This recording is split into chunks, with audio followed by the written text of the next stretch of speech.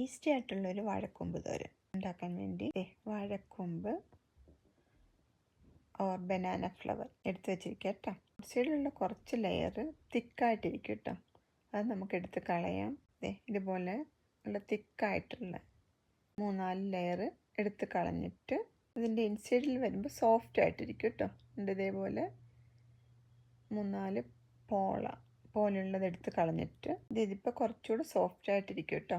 ഉണ്ടോ ഇതിപ്പോൾ കുറച്ച് സോഫ്റ്റ് ആയിട്ടിങ്ങുണ്ടോ. ഇത് കുറച്ച് ഞാൻ എടുത്ത് കളഞ്ഞു. 3-4 ലെയർ എടുത്ത് കളഞ്ഞിട്ട് കിട്ടിയതാണ് ഇത്.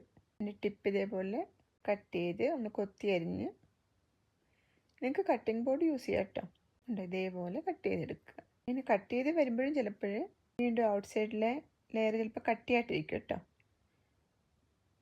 ഉണ്ടോ ഇത് കട്ടിയായിട്ടിരിക്കുക. അപ്പം ഞാനത് എടുത്ത് കളഞ്ഞ് വീണ്ടും നമുക്ക് കൊത്തി അരിഞ്ഞെടുക്കാം. അങ്ങനെ ഇതെല്ലാം ഇതേപോലെ കൊത്തിയരിഞ്ഞ് എടുത്ത് വെക്കുക.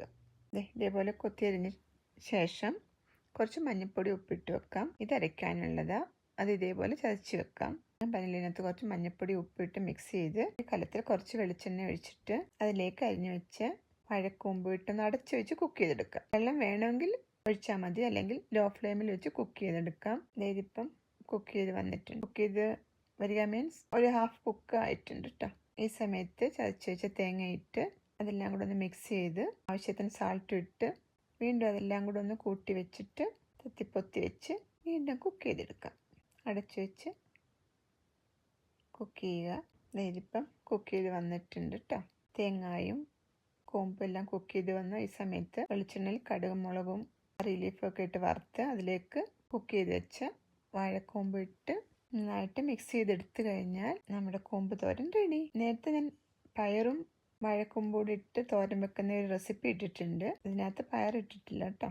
ബനാന ഫ്ലവറിൽ ഒത്തിരി ആൻറ്റി ഓക്സിഡൻറ്റും പ്രോട്ടീൻ, വൈറ്റമിൻ ബിയും സിയും മാഗ്നീഷ്യം, പൊട്ടാസ്യം, സിങ്ക് ഒക്കെ ഉള്ള നല്ലൊരു വെജിറ്റബിളാണ് കേട്ടോ. ഫൈബർ റിച്ച്, ഒത്തിരി ന്യൂട്രീഷൻ വാല്യൂ ഉള്ള വെജിറ്റബിളാണ്. അപ്പോൾ എല്ലാവരും ഈ റെസിപ്പി ട്രൈ ചെയ്ത് നോക്കുക.